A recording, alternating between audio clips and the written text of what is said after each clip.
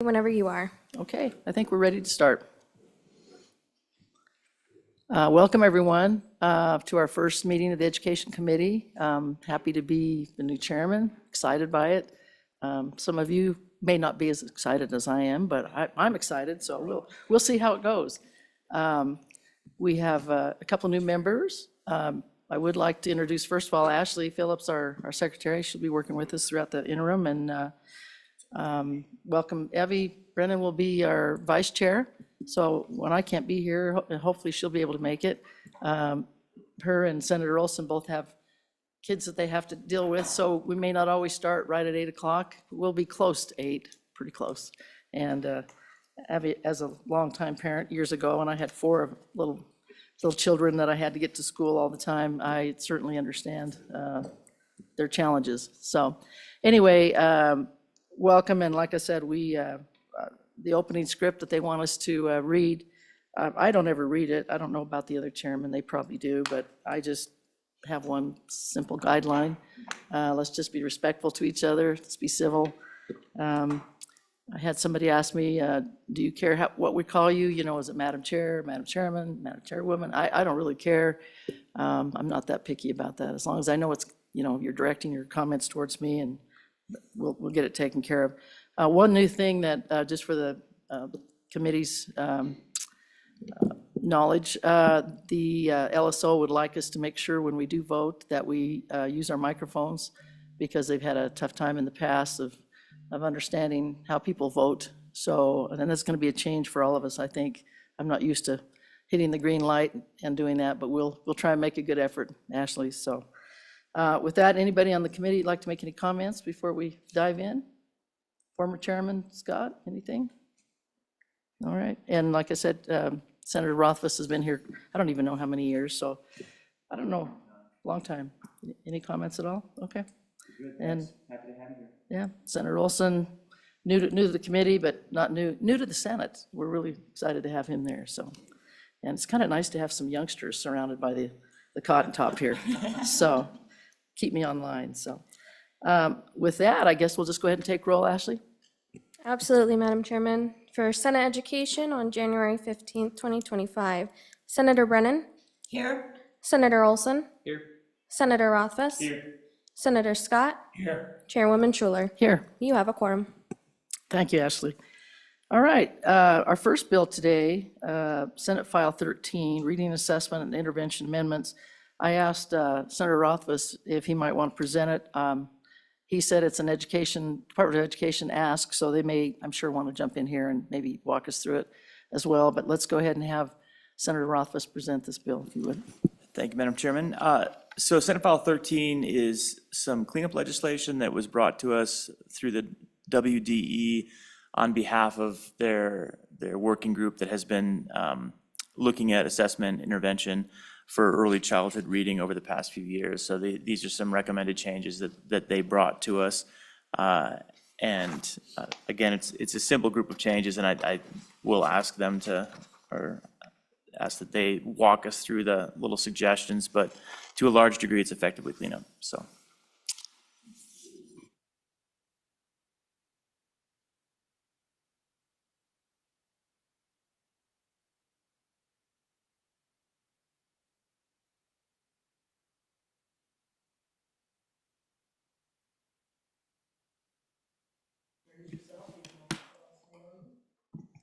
Good morning. Shelley Hamill with Wyoming Department of Education. We're pleased to be here this morning, first meeting of the session. I appreciate Senator Rothfuss kind of providing some context in the background. We do have a stakeholder committee that has been looking at making recommendations for what kind of changes might be appropriate. And these were results of some of that work from last year. They're pretty simple and basic.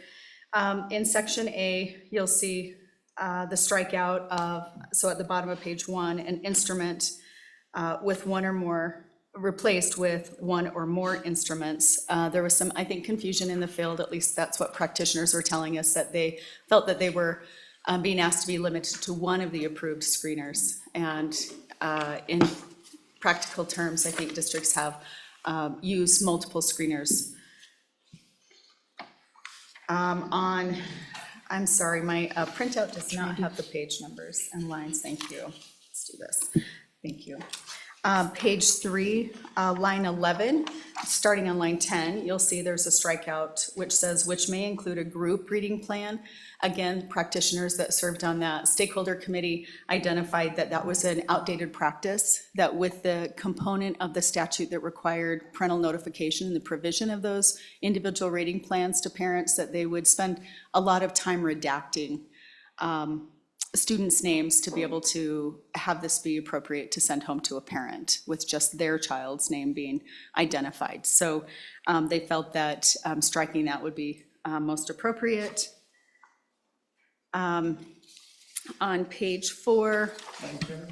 Yes, go ahead, Senator. So that was one where I've gotten a question since about concerns that a group reading plan would potentially be a technique that's used, but the concern here is really that it be provided as an individual plan based on the redaction requirement, not that there would be an exclusion of actually employing a group reading plan as the pedagogical solution. It's just a, please don't do it that way when you're communicating with the parent. That's kind of the concept there. Madam Ms. Chair, Allen? Senator, that's correct, yeah. Okay, great, thank you. On page 4, line 4, starting on line 3, it says, or screening has been added, or assessment has been added in for near instruments, or assessment instruments. Again, the same language on line 10, adding in or assessment. So this is for reporting purposes that we do require that districts currently report the aggregate number of students that demonstrate different levels of proficiency as evidenced by the screener that's required. Some practitioners felt that it would be helpful to also know if that was based on an assessment. So we would alter our 626 is the report that districts submit annually to include that provision for districts that chose to do that. And then on page 5, line 8, the word and, just a little bit of change in a grammatical change in a sentence there. And then a strikeout, starting on line 9 through line 14, of the student-teacher ratio. These are reporting requirements that are currently required of districts to report. The student-teacher ratio, the use of certified tutors, and the use of instructional facilitators and paraprofessionals in kindergarten through grade 3, trained in the delivery of evidence-based instruction and intervention programs selected by the district. The concern with the stakeholder group about this was that the student-teacher ratio and the list of trained individuals is constantly in flux. As you can imagine, students go in and out of different types of interventions as needed throughout the school year. So trying to identify what that student-teacher ratio would be on any given day would be quite challenging when you're looking at it building-wide, and then even more so looking at it district-wide. So. Questions for Ms. Hamel? I just had one, again, not having been on the committee. I was just interested in the screeners. Are those, do those have to be approved by the Department of Education? Are there certain ones in the state that we use and others that can come in from out of state? Or just tell me a little bit more about the screening Yeah, Madam assessments. Chair. That's a great question. So previously, through a different session, the requirement of a screener was added to the statute with the responsibility identified in statute that the Department of Education identify approved screeners. So we do maintain a list. Right now, there are 6 screeners that districts can choose from that meet the criteria that was identified through a stakeholder committee. Thank you. Yes, go ahead, Senator Scott. Mike. There we go, thank you. On that particular issue, that has been off and on controversial between some of the districts and the department for a number of years. as to the extent to which screeners are dealt with. There is a much more extensive bill in this area, as you know, under preparation. And it's back in the LSO paper factory. And amongst other things, it extensively rewrites the subsection C that this is in, and frankly repeals it and rewrites it. So if both bills move forward, eventually we'll have to conform them. I don't think it's a problem at this point, Madam Chairman, but be aware that there's another bill in this area that would change things, and I think it'd be relatively easy to conform them. Thank you for that. Any other comments? Yes, go ahead, Senator Olson. Thank you, Madam Chairman. I am still hung up on page 3, the change. It's permissive language that's in the existing statute. So explain to me why it needs to be removed. Is that because we will never include a group reading plan? Madam Chair, Senator, the sentiments of the practitioners on the stakeholder committee felt that while they may address and frequently address similar reading challenges in a group setting, so you would have a group reading plan similar to lesson plans that would be implemented for those students that were working on the same skill development, but that they felt, the way that they read it was that a group reading plan would be akin to the individual reading plan that included students' names, students potentially their scores from their screener, their scores from diagnostic assessment, their progress, monitoring, et cetera, on that individual reading plan. And if all of those things were there for a group of students, it would be inefficient for the district to create a group reading plan that was akin to an individual reading plan, because then to be able to provide it to parents, they would need to redact all of the other students. So I think it was just practical terms, maybe a difference in understanding of what that phrase actually means, potentially. Okay, thank you. Other questions or comments? I just had one on page 3, and I think I know the answer, but where we talk about the fact that the parents will receive a copy of the student's reading plan, we don't include the IEP kids. And I kind of understand why, but could you just elaborate on that just a little bit? Absolutely. Thank you, Madam Chair.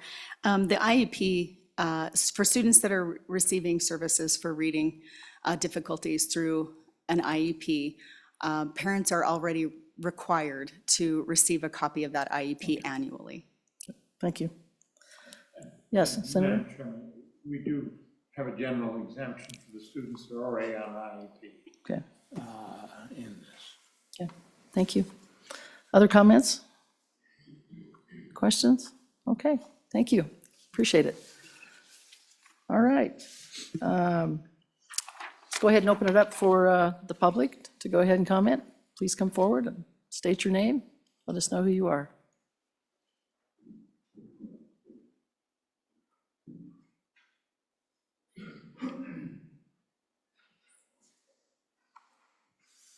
Excuse me, Madam Chairman, that chair was for a taller person. Madam Chairman, Bill Winnie, Sublette County. I'm in what I would call a mixed marriage. I love to read. My wife, not so much. So she went out and got a master's degree in reading education, graduating with distinction from the Citadel Adult Education Program, Charleston, South Carolina. I view this bill as a good start. It identifies problems, goes after students that need some work, but I think there's something else more broadly to get where the legislature wants to go in the long run. You need to also look at your instructional facilitator program. Those can become hostage to other agendas and can come and go.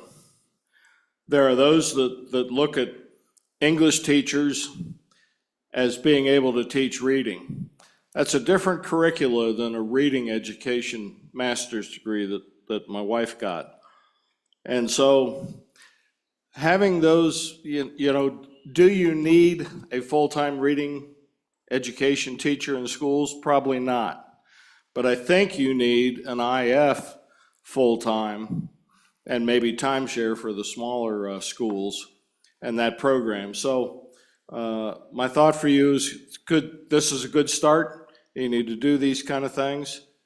But I'd enjoin you to also take a hard look at your instructional facilitator program for reading education to ensure that that's, what should I call it, a secure slot for a teacher in the long run, or an IF. Subject to your questions. Thank you. Questions for Mr. Winnie? Okay, thank you for your testimony. Appreciate it. Welcome. Come on up and introduce yourself. Madam Chair, my name is, excuse me, Brian Farmer. I'm the Executive Director of the Wyoming School Boards Association, speaking in favor of this bill.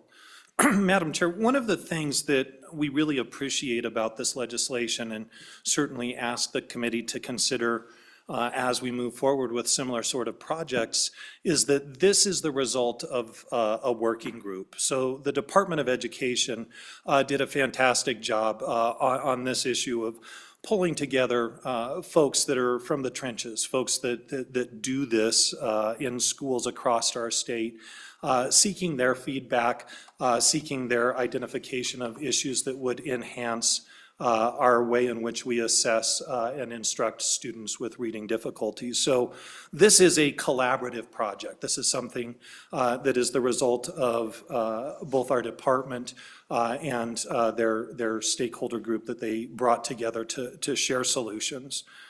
Madam Chair, speaking to a couple of the comments that the committee has expressed concern or addressed, I believe it's on page 3 where you talk about the striking of a group reading plan. And I think the intent here is that when a student is identified with reading difficulty, what's the plan for that student? And so the plan for that student, if Brian Farmer has reading difficulty, then the district is being asked to identify an individualized plan for Brian Farmer, not for a group of Brian Farmer and other like situated students. And so the idea is to identify an individualized plan, a plan that is specific to that student that has been identified with reading difficulty. Now, the intervention can certainly include group reading strategies as an intervention, but it's not a plan that is to a group of students. It is a plan that is specific to a student. And so we bring about a change in that area because we're looking at how do we identify the needs of a student. And then we get to the end of the bill. And an important part here, and is discussed by the department, over the years we've talked about what are necessary reporting requirements.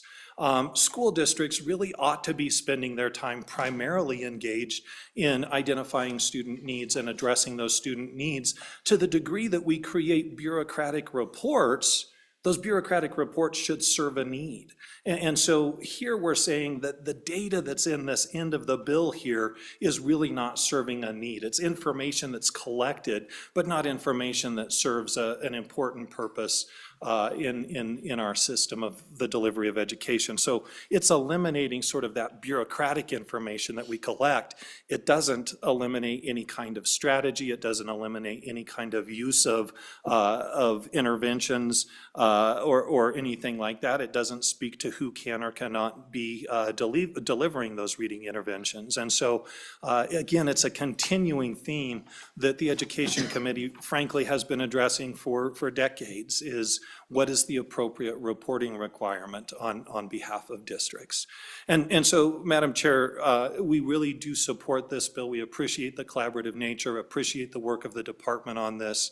And as you engage in your future work, ask you to consider approaches similar to this that involve that kind of collaborative solution. Questions for Mr. Farmer? Thank you for your testimony. Anyone else like to testify on this bill?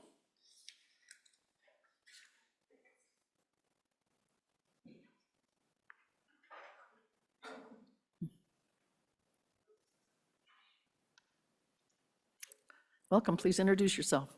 Thank you. Tristan Green, Chief Financial Officer for Albany County School District Number 1. I just want to mention a couple things. I think they've been made clear, but I just want to throw a couple concerns out there. Overall, we appreciate the bill, the clarity, and thank everybody for trying to loosen and help in some of those. Again, I'll just bring up the striking of the language of group. It sounds like that the group activities will still be able to continue to happen.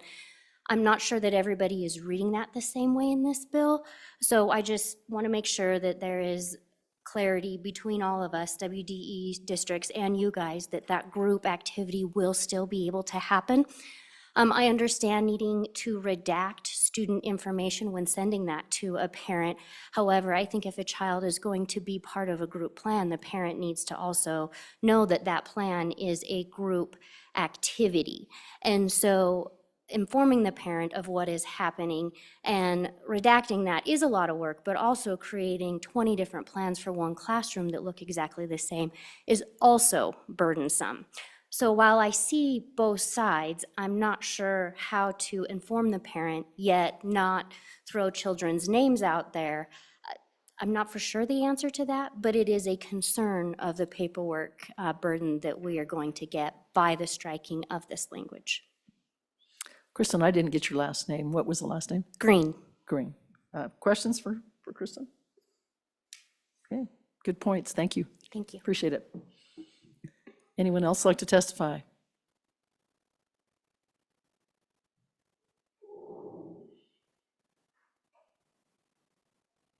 Welcome, please introduce yourself. Good morning, Madam Chairman. My name is Patricia McCoy, and I'm the Chapter Chair of Moms for Liberty of Laramie County. I appreciate all the clarification today because I did come with quite a few questions myself, and some of those have been answered. And we do support this bill. We think it's a great start, but at the same time, we still have some concerns.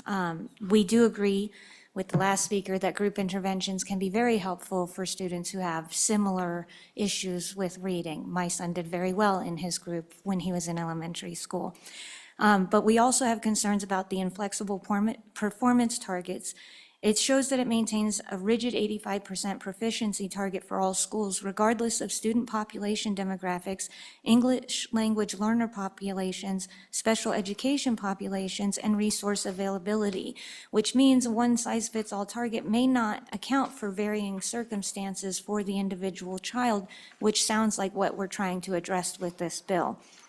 With the bill removing the requirements to report on the student-teacher ratios, I understand that can be quite a bit of paperwork, but it reduces the transparency about how the reading interventions are actually being implemented and how they're working. If they're not working, and we know they're not working, then that gives us the data to show what's not working, and we can come up with solutions to try and fix it. So those are the concerns that we have on this one, but we still do support this bill. Thank you. Thank you. Questions for Mrs. McCoy? Okay, thank you so much. Anyone else in the room that would like to testify on this bill? Okay. Comments, committee, or anything else before we decide what we're going to do here? Okay. What is your pleasure on this bill? Move the bill. Okay, it's been moved. It's been moved by Senator Brennan, seconded by Senator Rothfuss. Discussion. Madam Chairman? Yes. Go ahead, Senator. I think on the page 3 issue, we seem to have hit the right spot as far as the language is concerned, listening to the concerns and you know, does what is left address them? The interests that we've heard are ensuring that we have the opportunity to use a group reading plan as an intervention. I think it's my understanding from all the testimony that there's no preclusion of that. There's an expectation that group reading plans would be used and that those group reading plans would be a part of the individual intervention plan, individualized reading plan for each student. So as we change it, it then becomes consistent, I think, with the intent, which is that each student have an individualized reading plan that reading plan may include a group reading plan, but it would be individually reported to the students. So I think we're in the right spot based on all the interest we heard for that language, and it sounds like really that's the key concern. The one other point I would just make regarding the last concern raised at the bottom of page 3 about the 85% of all students reading target. That's prior existing language that's not amended by this legislation and not really the subject of this legislation. I agree that that's probably not the world's most elegant language, and we could probably do a lot better with that. It sounds like there's legislation to address that, but it is outside the title of this bill for us to be working with that little piece of language. So while I agree with the concern, I don't think it's appropriate for us to be amending or fixing that here. So from my perspective, I think the bill's in good shape to correct the concerns that were raised by the little working group that was put together, and I too appreciate the work of that working group to spend some time taking a look at this and giving us recommendations. It's good to hear from the experts on where we can improve. Other comments? Yes, Senator Scott.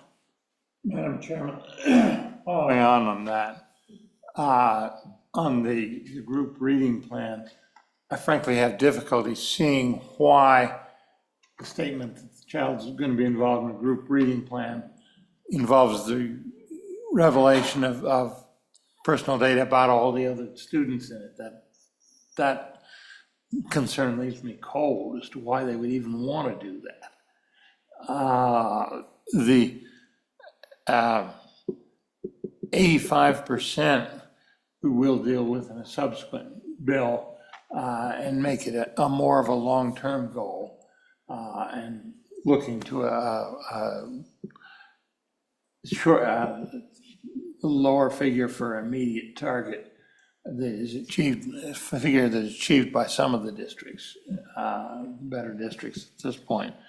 I do have some reservations about this bill, some of the concerns that have been raised, but I think the best thing to do is to put it forward, and I think we'll find it overtaken by other events and merge it in there. Thank you for that. Do you have any, does anyone have any amendments for the bill at all? Are we good with where we are?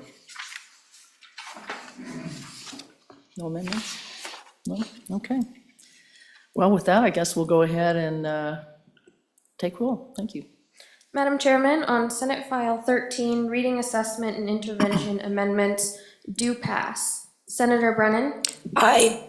Senator Olson? Aye. Senator Rothfuss? Aye. Senator Scott? Aye. Chairwoman Schuler? Aye.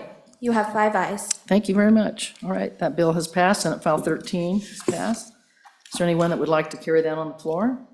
One of our past folks? Okay, good. I love volunteers.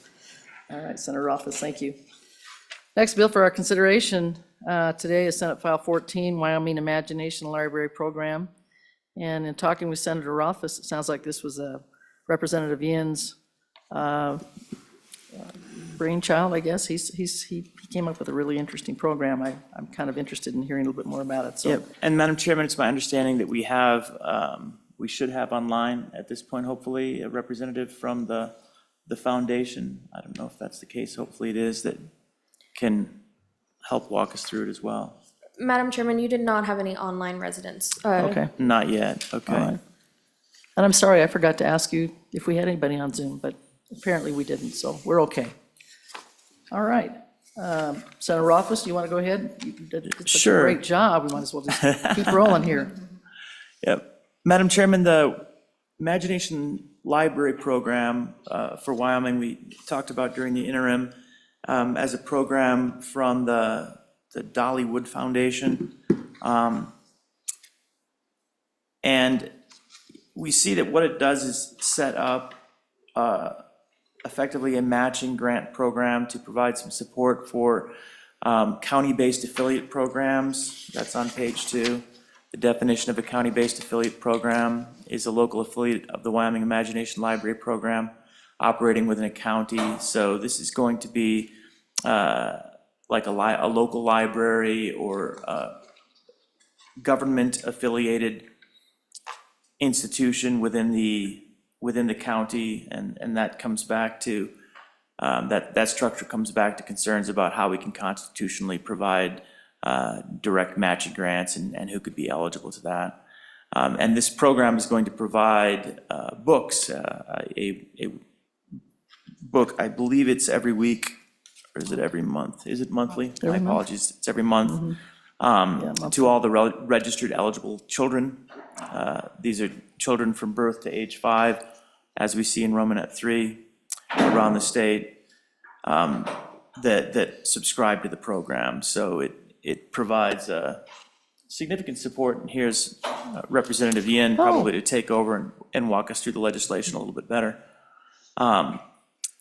Provide significant support for children throughout the state to provide them with access to reading materials in homes that may not have books available, high-quality books, high-quality reading material, and it's been very successful in other locations. With that, I'll pause and welcome Representative Yin, who can walk us through the bill a little bit better. Welcome, Representative Yin. Tell us a little bit more about this bill, Senate File 14. Thanks for coming, by the way. Good morning, Madam Chairwoman. Sorry, I was in labor and health, and we have a lot of testimony, so I apologize for not coming up here sooner. No worries. So the Imagination Library, I think we will have someone on by 8:45 if they aren't on already. But it is a program that is a way to ensure that kids across the state of Wyoming, ages 0 through 5, have a great start on being able to read. So it's a program where every single month, starting at birth, they get a book at no cost to the family. And that way they can develop a love of reading before they even come to the school system. So I'm sure Senator Rothfuss went through the bill, but essentially the goal of the program itself in state statute would be to partner with an existing nonprofit. One that runs the program in many of our counties is the Dollywood Foundation, to facilitate the actual distribution of books. And the idea would be that we do a 50% match, so the state brings 50%, but then also a local community brings 50% of the cost of the program. And the appropriation covers just the first year, since it's the end of our biennium. It would have to be appropriated again as the program ramps up in the next budget. Questions for Representative Yin? I actually had one, and it was, I think on page 2, Representative, it talks about the Department of Education will coordinate with a nonprofit entity that's organized solely to promote and encourage reading by children. I know Senator Rothfuss mentioned that there are some places in the state that have these foundations, Dollywood foundations. Do you know where those are? How many? And how tough would it be for other counties to maybe get this up and going that don't have that? Yeah, so the idea that the existing counties partner with various local groups. So in my county, in Teton County, they partner with Teton Literacy, which is one that advocates for childhood literacy. In other counties, they partner with their library foundation, sometimes with their library, to ensure that kids have access to those books. The idea, I think, with that section is to actually have a statewide nonprofit startup that would deal with the administration of the program statewide, so it would be able to cover all of the counties rather than create an individual county program, in an individual nonprofit in every county. Other questions for Representative? One other thing that I just thought of, again, is it a big deal, Representative Yin, for the counties? I'm glad you mentioned that about the county library, because that's the first thing I thought of, is a county library would be able to do this. But is it a big deal for them to be able to get approved as a participating county or a county-based affiliate program? Is that a big deal for the county commissioners? Would that have to go through them, I assume? Or can you fill me in on that? Madam Chairman, so I think it just depends on that nonprofit and what their board looks like. So for Teton Literacy, it's a nonprofit, so their board of directors decide to put it in their budget, to budget for it. One of the bigger things of having a statewide program is that it makes it well-known to everyone inside the state. So no matter what county they're in, or they move to another county, they know that they can still be part of the program. So I have been texted saying that both Ms. Hunsaker and Sam Wolf is online on Zoom to testify Okay. in favor of the program, and he should be able to answer any technical questions around that as well. Let's go ahead and bring in whichever one wants to talk first, I guess. So I'm bringing in Samuel Wolf, Madam Chairman. Okay. They are the only one online at the moment.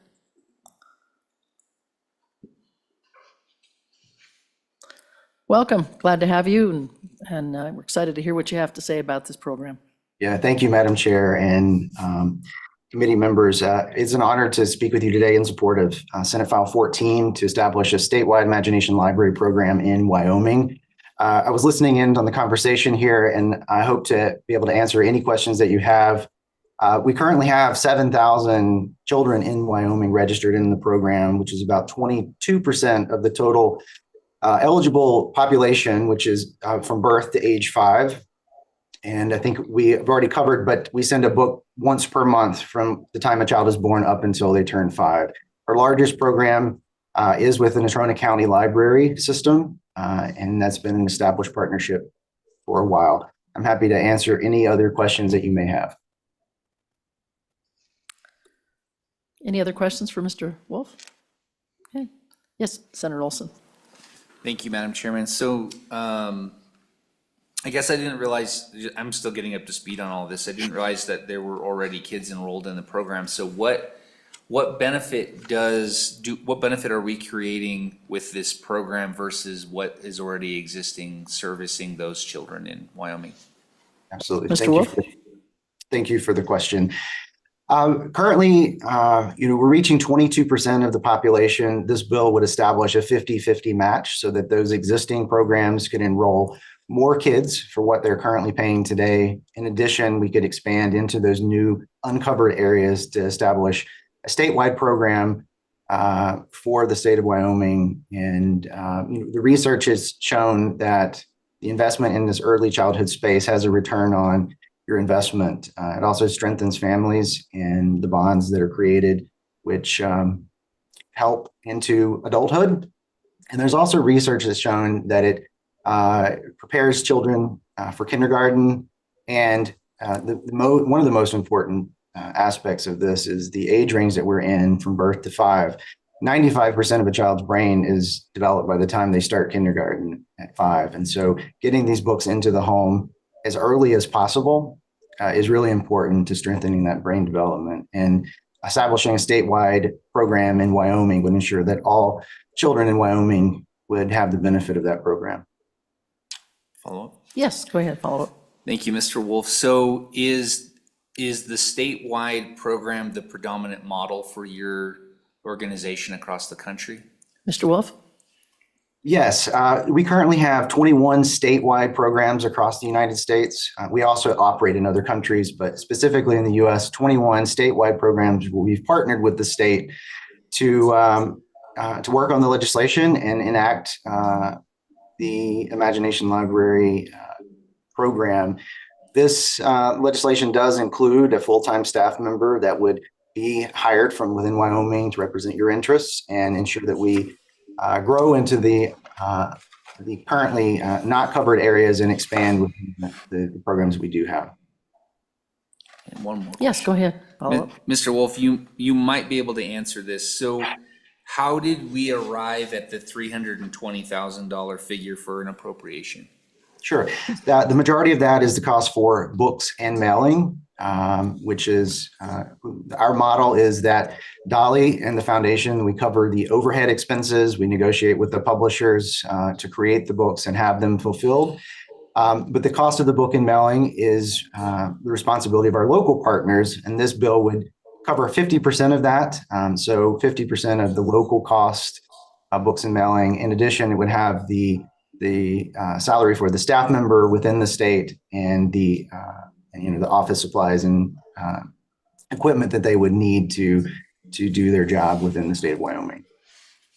So you mentioned the FTE, but I don't see in the legislation the creation of an FTE. Is that just something that was discussed with the department? And that's their plan, or where is that coming from? Mr. Wolf, go ahead. Thank you. That is coming from, so we would partner with the state and provide a turnkey model where the full-time employee would be an employee of the Dollywood Foundation. And we would hire and manage that employee directly as an employee of the foundation itself. And Madam Chairman? Yes, go ahead. So what portion of the $320,000 appropriation goes to that full-time position? Mr. Wolf? Correct. Let me pull that up really quick. It's the salary ranges are typically based on the average salary for a state director within the states where we operate. So each state is slightly unique in that aspect.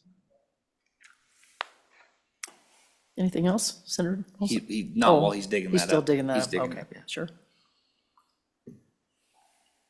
For some reason, Mr. Wolf, I thought I saw 39,000 or something like that. Am I off a little bit? Thank you, Madam Chair. That is off a little bit. Currently, the full-time state director role is penciled budgeted in at 125,000. This is for a state level position that's overseeing all the counties within Wyoming. Senator Olson, follow up? Yeah, maybe we'll just need to coordinate with our staff because the impact statement, I think, is where you got the 39,000. Yeah, I think that is. And it doesn't match up, so maybe we just need to square everything up and so we know what we're talking about when we go to the floor, but I'm good with questions from Mr. Wolf. Ms. Hamel, do you have something to add to that by chance? Yeah, Madam Chair and Senator Olson. I think that we provided a fiscal impact note and contemplated the need for a half-time position, That's what I thought. potentially an individual on contract, so looking around 40,000 a year for something like that. The 320,000 that is identified in the draft, I think is purely for the provision of the books. It doesn't include any staff to oversee or provide those services. Great. All right. Anything else, Mr. Wolf, you would like to add? No, thank you. I do appreciate the time and your support of this bill. Thank you so much. We appreciate your testimony. Representative Yin, anything else you'd like to close with, or? Madam Chairman, thank you. So I do understand that we have counties that have the program already, but I think the expansion of the program into one that is statewide is great for every child of the state, not just localities that may have the facilities and capacity to hold their own programs. So I'm thinking of a lot of our smaller counties and smaller municipalities that may not have access to the program, while folks like Teton County, Natrona County certainly do. Representative Yin, just one other question. Since you guys have already got a literacy program up there, and obviously there is a section in here where it talks about solicitation of donations and gifts and grants. Have your organization up there, they already been able to do that as a rule? Madam Chairman, so our organizations solicit funds from a variety of sources, whether it's federal grants, but a lot of times they even solicit funds from our county commissioners. And so if we have a program like this, it could be something where counties decide that they want to participate into to cover that other 50%. Okay. Any other questions for Representative Yin? Okay, thank you for coming up and taking the time. Appreciate your sprinting abilities. So, anything else from anyone else in the public that would like to testify? Yeah, come forward.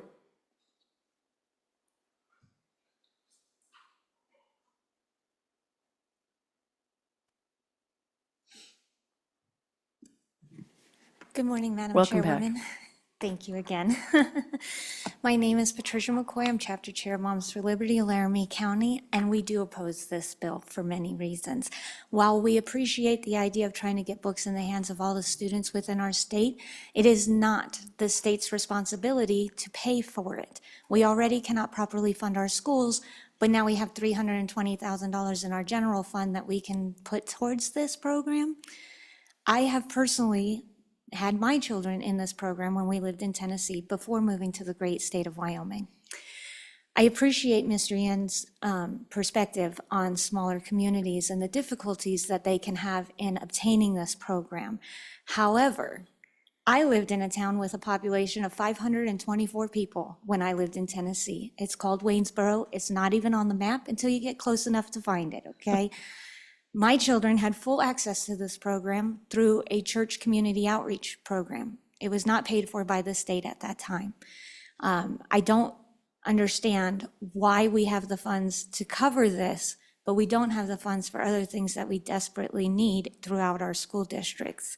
While I did appreciate the program, and many of the books that came to my children were excellent, they were wonderful books. There were books that were not appropriate for their age at that time. So they knew when their books were coming, and I would open them first and make sure that they were okay. If they were not okay, they were told, you cannot read this book, but mommy will get you another one. And then I would go buy a different book for them. So my concern on this is what books are being put in the hands of these children, because we've already had instances throughout our state where school libraries are giving books to children while parents are saying, I don't want my kids to read those books, but those kids are getting those books anyway. How do we ensure that appropriate books are being put into the hands of the children that are actually going to be beneficial to their reading levels instead of pushing agendas and other things within them? Is this program going to include conservative books? Is it going to include brave books? You know, can some of those groups have access to those books? We don't know. None of that is listed in this bill. So we do have quite a few concerns and would not support this bill as it is written right now. Questions for Ms. McCoy? Yes, go ahead, Senator Rothfuss. Thank you, Madam Chairman. It was my understanding that Tennessee actually has a statewide program and that effectively 50% of the funding for the books that you received probably came from that state program. So, and then presumably the organization that you mentioned probably raised the other 50%. So it sounds like you benefited from exactly what we're proposing, even if you didn't like some of the books. Am I misunderstanding how that system in Tennessee worked? Ms. McCoy? Ms. Chairwoman, Senator Rothfuss, thank you for your question. At the time that my children were in the program, it was not a statewide program. This was many, many years ago. My children are all basically grown now. But at that time, no, it was not a state-funded program. It was all through the Dolly Parton Foundation at that time, because it was still in its early stages. When it first started in 1994, my children were put into that program starting in 2000, and it was still not a statewide program at that time. Had I still been living in Tennessee when they did make it a statewide program, I would have sat before them with the same concerns that I'm sitting before you today with. Thank you. Of course. Other questions for Mrs. McCoy? Okay, thank you for your testimony. Thank you, Appreciate Chairwoman. it. Anyone else would like to testify on this bill? No? Okay. What's your pleasure, committee? Move the bill to pass. Move the bill, okay.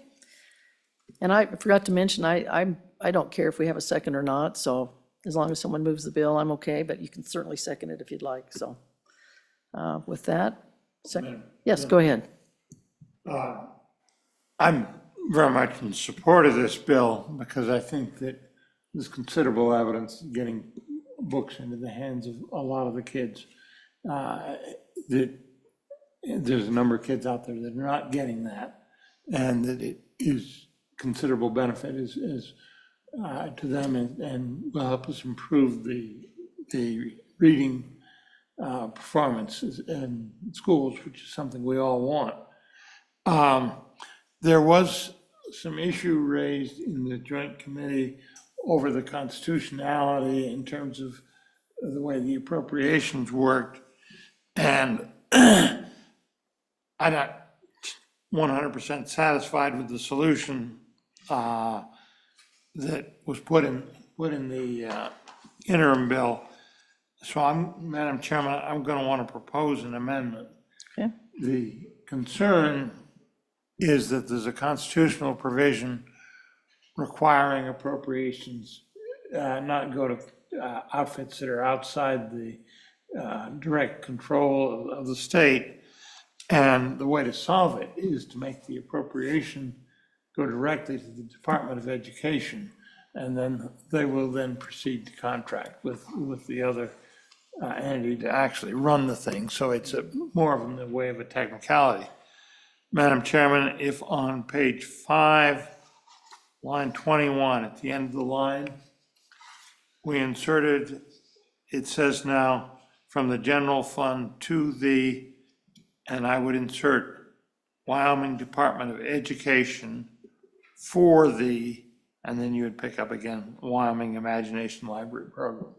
That'd be a very conventional way of doing that, so the actual appropriation goes to the State Department of Education. We don't have to worry about that argument. So I would move that amendment. Okay. Madam Chairman. Discussion on the amendment? Yes, go ahead, Senator Rothfuss. Madam Chairman, I support the concept, but I think we have a little bit of language struggle because the rest of it is referring to a program account created in Section 1 of this act, and then it goes back to the existence of this State Wyoming Imagination Library program account. So I'm not sure that the amendment quite gets to where Senator Scott is attempting to get, and I'm struggling to figure out a quick solution to get there. Because I think the idea is a good idea, but I guess I'd look to Senator Scott to see Well, I think, if he agrees with that concern. Madam Chairman, Senator Olson?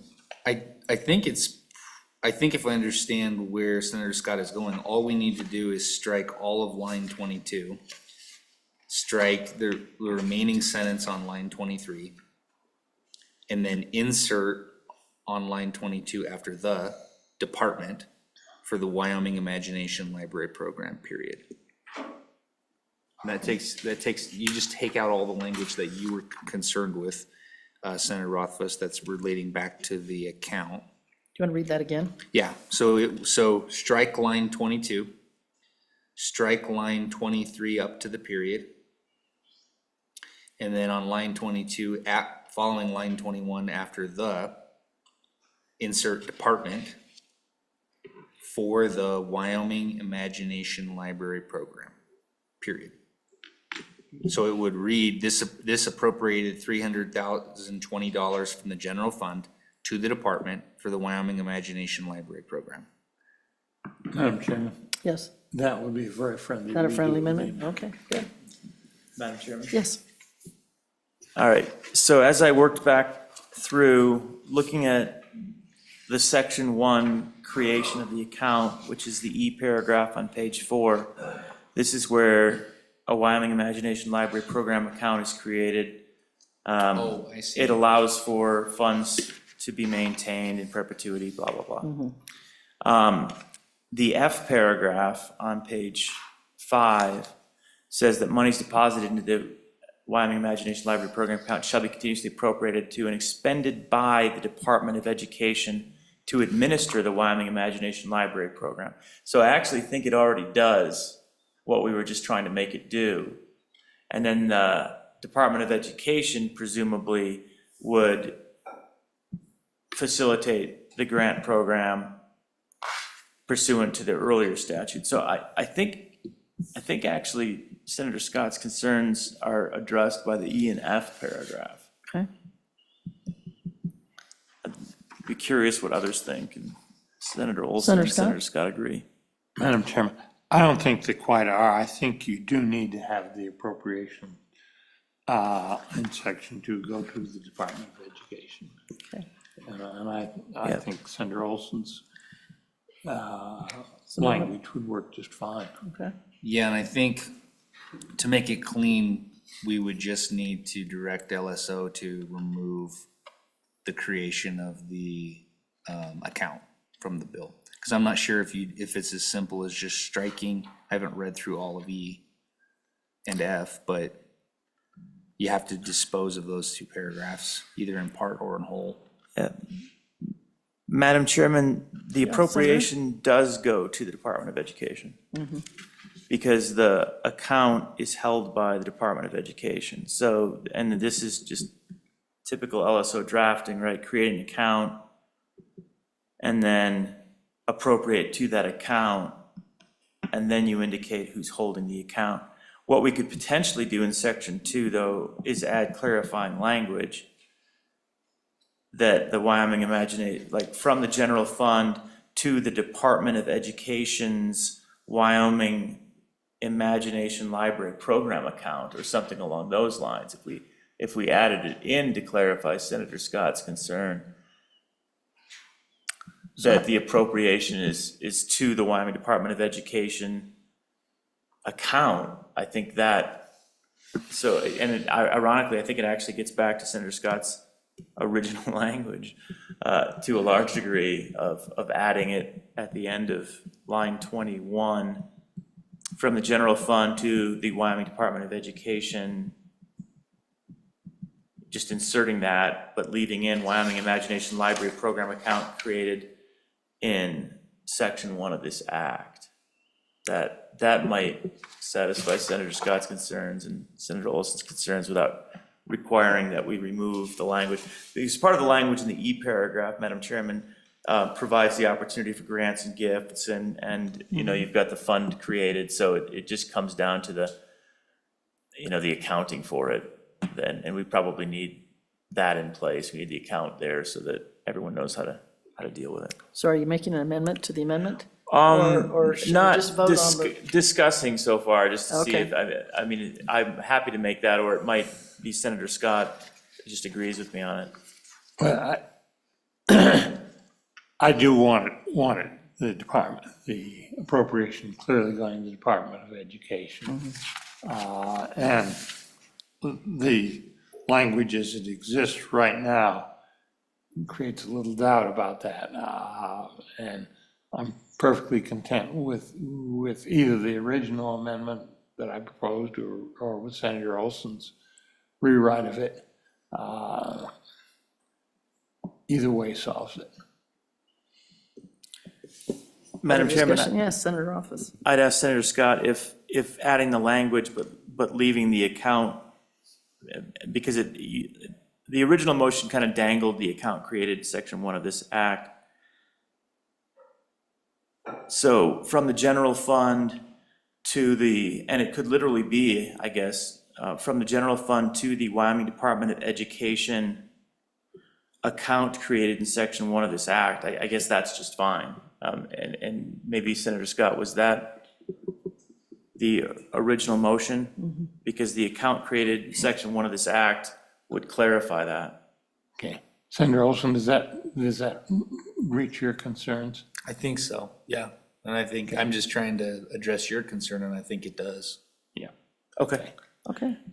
And I'm okay with that then if it's said, Madam Chairman, so it would read, from the general fund to the Wyoming Department of Education account created in section 1 of this act. So we would replace Wyoming Imagination Library Program, replace that with Wyoming Department of Education, leave account created in section 1 of this act. That would refer back to the E paragraph. And at that point, it's clearly going to the Department of Education, but we still have the right account there to manage the accounting Sounds good. side. All right. Ashley, did you get all of that? Madam Chairman, if it's okay, I'm gonna read that sentence as I got it. That'd be great. Okay. So there is appropriated $320,000 from the general fund to the Wyoming Department of Education account created in section 1 of this act. I believe that's correct. Is that committee okay with that then? All right. All those in favor of that amendment, please say aye. Aye. Any opposed? Okay, that amendment is passed. Any other amendments or changes that you see? Madam Chairman, Senator Scott? not, an amendment, but a comment for the proponents of this. The issue of how much the money is going to the administrative costs as opposed to the actual books. I would urge the proponents to get together with the State Department of Education and get an agreed on summary of what's going on there. Otherwise, I think the Appropriations Committee might be dangerous for the bill. So just a word of caution, Madam Chair. Representative Yen, is that something you'd be interested in doing with departments? Appreciate it much. Yeah, Senator Olson. Yeah, I have the same thought, and, there just needs to be some cleanup from possibly even the department. The administrative impact statement says that the bill does not even contain an appropriation, but it does contain an appropriation. So that confused me on the onset. So I don't know if you can reissue that. I've never really gotten into the weeds on that, but maybe clarifying your administrative impact statement, that there is an appropriation. And then I think it will be in good shape. Okay. And Yes, Madam Senator Scott. Chairman, I'm sure they can issue a corrected copy of the. Okay. All right, great. Any other comments or changes, amendments, anything else?